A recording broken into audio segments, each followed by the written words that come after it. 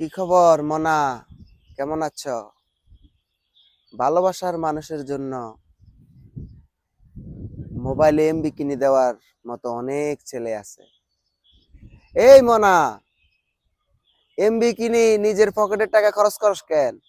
করবি না। ওই প্রেমিকারে যেই টাকা দিয়ে এমবি কিনা দিবি, যেই টাকা দিয়ে মোবাইলে রিচার্জ দিবি, ওই টাকা দিয়ে আম কিনা খা, ফ্রুট কিনা খা। একটা ভালো কাজ কর।